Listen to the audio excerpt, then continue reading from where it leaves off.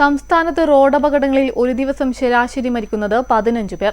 വർഷം 4000 പേർക്ക് ജീവൻ നഷ്ടമാകുന്നതായാണ് കണക്കുകളെന്ന് Kannur joint RTO Riji Kuriakose വെളിപ്പെടുത്തി. മഴക്കാലത്താണ് അപകട നിരക്ക് ഗണ്യമായി ഉയരുന്നത്. അമിത വേഗത തന്നെയാണ് വില്ലൻ. ഇതിൽ ജനങ്ങളെ ബോധവാന്മാരാക്കാൻ കണ്ണൂരിൽ ലഘുലേഖ വിതരണവും നടന്നു. മഴക്കാലമായതോടെ റോഡപകടങ്ങളും പെരുകി. ഇതിന് നിരവധി കാരണങ്ങൾ ഉണ്ടെന്ന് കണ്ണൂർ ജോയിന്റ് ആർടിഒ റിജി കുര്യാക്കോസ്. മഴക്കാലത്ത് റോഡിൽ വാഹനം ഓടിക്കുന്നവരുടെ കാഴ്ചയാണ് പ്രധാനമായിട്ടും കുറയുന്നത്. വാഹനത്തിൻ്റെ നമുക്കറിയാം കാഴ്ച നമ്മൾ കാണുന്നത് ഫ്രണ്ട് ഗ്ലാസ്സിലൂടെയും 2 സൈഡ് ഗ്ലാസ്സിലൂടെയും റിയർ വ്യൂ മിററിലൂടെയും അതുപോലെ പുറകിലെ ഗ്ലാസ്സിലൂടെയാണ്. അപ്പോൾ നമ്മുടെ റോഡിലേക്കുള്ള കാഴ്ച ഏകദേശം 50% തന്നെ നമ്മുടെ കാഴ്ച കുറയുകയാണ് ചെയ്യുന്നത്. കാഴ്ച കുറയുന്നതുകൊണ്ടുള്ള അപകടം കൂടുകയാണ്. കാഴ്ച കുറയുമ്പോൾ സ്വാഭാവികമായിട്ടും നമ്മൾ എന്ത് ചെയ്യണം? സ്പീഡ് കുറയ്ക്കണം.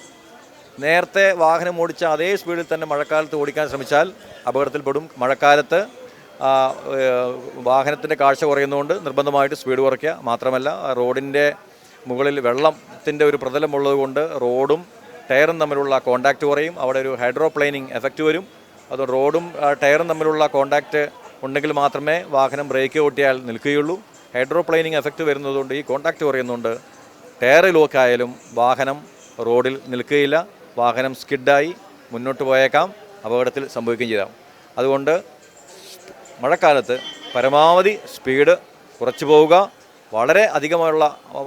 വളരെയധികം മഴ പെയ്യുന്ന സമയത്ത് പരമാവധി യാത്ര കുറച്ച് ഒതുക്കി നിർത്തി വാഹനം മഴ പോയതിനു ശേഷം മാത്രം പോകുന്നതാണ് ഏറ്റവും ഉചിതമെന്നാണ് എനിക്ക് പറയാനുള്ളത്. അമിത വേഗതയാണ് പ്രധാന വില്ലൻ. മഴക്കാലത്ത് റോഡും ടയറും തമ്മിലുള്ള സമ്പർക്കം കുറഞ്ഞ് വെള്ളം ഇതിനിടയിൽ എത്തുന്നു. ബ്രേക്കിട്ടാലും വാഹനം നിയന്ത്രണം വിടാൻ ഇത് കാരണമാകും. കഴിഞ്ഞ ദിവസം തോട്ടടയിൽ ഫോർച്യൂണർ കാർ മറിയാൻ ഇതാണ് കാരണമായതെന്നും ജോയിന്റ് ആർടിഒ. തീർച്ചയായിട്ടും ആദ്യം പറഞ്ഞ കാരണം തന്നെയാണ്. ഹൈഡ്രോപ്ലെയിനിങ് എഫക്റ്റാണ്. റോഡിൽ വെള്ളം ഉള്ളപ്പോൾ റോഡിൻ്റെയും ടയറിൻ്റെയും തമ്മിലുള്ള കോണ്ടാക്റ്റ് ഫ്രിക്ഷൻ കുറയുന്നു. ഹൈഡ്രോപ്ലെയിനിങ് എഫക്റ്റ് ഉള്ളതുകൊണ്ട് വാഹനം നിൽക്കൽ ചവിട്ടിയാൽ നമ്മൾ വിചാരിക്കും വാഹനം നിൽക്കും. പക്ഷേ വാഹനത്തിൻ്റെ ഫോർച്യൂണറല്ല, ഏത് വലിയ വാഹനമാണെങ്കിലും വാഹനത്തിൻ്റെ ടയർ ലോക്കാവും, വാഹനം നിൽക്കും. പക്ഷേ വാഹനം മൊത്തത്തിൽ സ്കിഡ് ചെയ്ത് മുന്നോട്ട് പോവുകയുള്ളൂ. വാഹനം നിൽക്കില്ല, ടയർ ലോക്കാവുകയുള്ളൂ. ഓരോ ദിവസവും 10-15 പേരാണ് അപകടങ്ങളിൽ മരിക്കുന്നത്. വർഷം റോഡിൽ പൊലിയുന്നത് 4000-ഓളം ജീവനുകളാണ്. ഒരു വർഷത്തിൽ തന്നെ 4000-ൽ അധികം ആളുകൾ കേരളത്തിൽ മാത്രം മരിക്കുന്നുണ്ട്.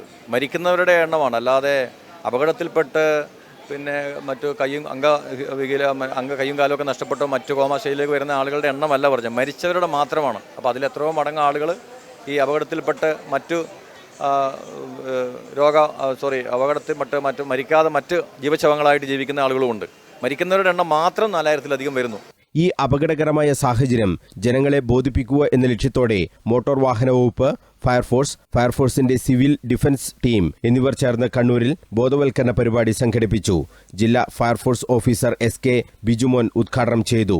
നമ്മൾ സ്വയം ബോധവാന്മാരാകുകയാണ് അപകട നിരക്ക് കുറയ്ക്കാനുള്ള ഏകമാർഗമെന്ന് അദ്ദേഹം പറഞ്ഞു. പിന്നെ ഈ സ്കൂൾ തുറന്ന അവസരങ്ങളിൽ വാഹനങ്ങളിൽ നിന്ന് സ്കൂൾ ബസ് അല്ലെങ്കിൽ മറ്റു പ്രൈവറ്റ് ബസ്സുകളിൽ നിന്ന് കുട്ടികൾ റോഡ് ക്രോസ് ചെയ്യുമ്പോൾ ഒത്തിരി അപകടങ്ങൾ ഉണ്ടാകുന്നുണ്ട്. അപ്പോൾ അത് ബസ് ഡ്രൈവർമാരും കുട്ടികളും വളരെ ബോധവാന്മാരായിരുന്നെങ്കിലേ ഇതിനുള്ള അപകടങ്ങൾ നമുക്ക് കുറയ്ക്കാൻ പറ്റുകയുള്ളൂ. അതിന് മുന്നോടിയായിട്ട് അഗ്നിശമന സേനയുടെ കീഴിൽ പ്രവർത്തിക്കുന്ന സിവിൽ ഡിഫൻസ്, മോട്ടോർ വാഹന വകുപ്പ്, അഗ്നിശമന സേന എന്നിവരുടെ സംയുക്തത്തിൽ ഒരു ബ്രോഷർ ഡ്രൈവേഴ്സിനും മറ്റു പൊതുജനങ്ങൾക്കും വിതരണം ചെയ്യുന്ന ഒരു ചടങ്ങാണ് നടക്കുന്നത്. Assistant fire station officer K Purushothaman അധ്യക്ഷത വഹിച്ചു. ബോധവൽക്കരണത്തിനായി തയ്യാറാക്കിയ ലഘുലേഖ പ്രസ് ക്ലബ് സെക്രട്ടറി K വിജേഷിന് ജില്ലാ ഫയർഫോഴ്സ് ഓഫീസർ നൽകി പ്രകാശനം നിർവഹിച്ചു. ജോയിന്റ് ആർടിഒ റിജി കുര്യാക്കോസ് മുഖ്യാതിഥിയായി. A Kunhiraman, സുഹനേഷ്, Aneesh Kumar, P Joy, K Shaima തുടങ്ങിയവർ സംബന്ധിച്ചു.